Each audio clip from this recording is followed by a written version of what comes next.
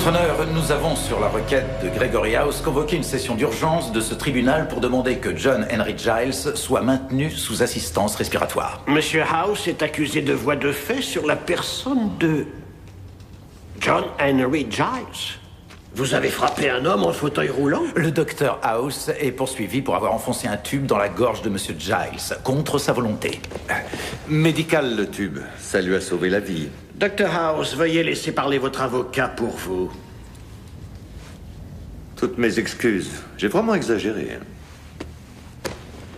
Donc, votre client a mis le patient de force dans l'état où il se trouve actuellement et il voudrait que ce tribunal le force à rester dans ce même état. Sans l'assistance respiratoire, il y a de grandes chances que Monsieur Giles décède. Je crois qu'il en est parfaitement conscient et avait refusé cette assistance. C'est bien pour ça que votre client est poursuivi, non? C'est exact, sauf que la mort de Monsieur Giles priverait mon client de son droit prévu dans le 6e amendement.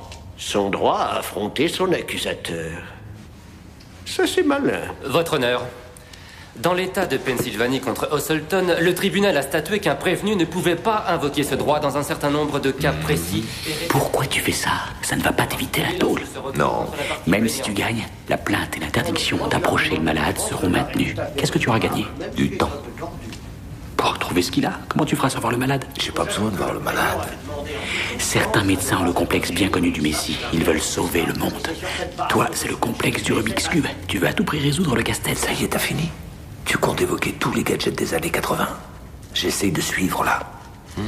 La validité du document signé est contestable. Le patient souffrait d'une dépression suite à un déséquilibre thyroïdien patent. La signature du dit document a pourtant eu lieu en présence d'un collaborateur du Dr House, un certain Dr Format. Mes collaborateurs sont idiots. Je suis sûr que vous savez ce que c'est. M'en vaut assis.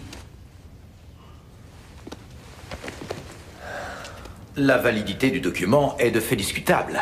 Le docteur House devrait avoir la possibilité de faire valoir ses arguments lors d'un procès. Et le plaignant, dans ce cas, devrait rester sous assistance respiratoire jusqu'à ce qu'on en ait fixé la date. Votre honneur...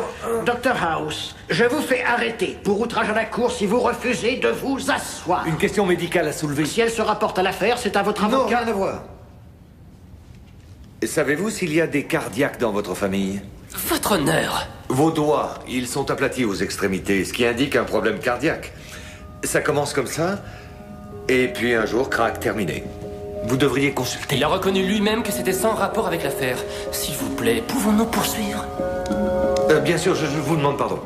Votre honneur, le droit fondamental de tout être humain à refuser l'acharnement thérapeutique est au cœur de cette affaire. La jurisprudence est parfaitement claire en la matière. Il ne peut pas... Bravo. Béton ton argumentation. J'ai regardé Matlock hier soir. Tout s'explique. Les doigts du juge m'ont paru tout à fait normaux. Ah, moi aussi. Alors, cette histoire d'antécédents Toutes les familles ont leur contingent cardiaque.